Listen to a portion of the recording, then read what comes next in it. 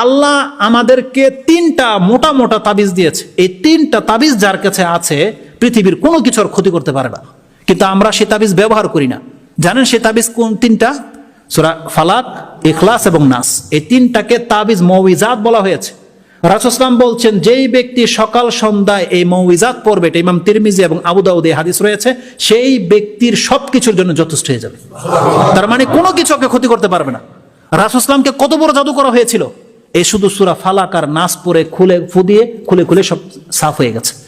আর আমাদেরকে আগে এটা পড়তে বলা হয়েছে যাতে কোনো জাদু আপনাকে অ্যাটাক করতে না পারে। কিন্তু কয়জন ব্যক্তি বলতে পারবেন যে সকালে 3 বার এবং সন্ধ্যায় 3 বার আমরা পড়ি? এটা আমাদের সন্তানদেরকে এটা শিক্ষা দিয়েছি। এই বাচ্চাদেরকে জিজ্ঞেস করলে পারবে না হয়তো এই সূরাগুলো। তো এটা দায়িত্ব, এটা কাদের দোষ? আমাদের দোষ। এজন্য আমাদেরকে কোরআনের উপর আমল করতে হবে। আয়াতুল কুরসির মতন আয়াত থাকতে আপনার পকেটে, এটা আপনি সিনায় ঢুকাচ্ছেন না, এটা দোষটা কার? আপনাকে বলেছে আয়াতুল কুরসি আপনি দেয়ালে লটকে রাখেন কিয়ামত পর্যন্ত, আপনার দাড়ি সাদা হয়ে গেছে। আরে একটা করে আয়াত পড়লে, একটা করে লাইন পড়লে তো এতদিন আপনি মুখস্থ হয়ে যেত কোরআন, আর আপনি একটা আয়াতুল কুরসি মুখস্থ করতে পারেন না? আপনি ভরসা করে বসে আছেন তাবিজের উপরে। তো দোষটা কার? হুজুরদের দোষ নয়, এই ক্ষেত্রে আপনাদের দোষ। কোরআন থাকতে কোনো ব্যক্তির তাবিজের প্রয়োজন হতে পারে না। একান্ত যেই ব্যক্তি হতভাগা সেই কেবল এই রাস্তা ধরতে পারে, কিন্তু যারা জ্ঞানী, যারা কল্যাণের পথে আছে তাদের জন্য কোরআন যথেষ্ট।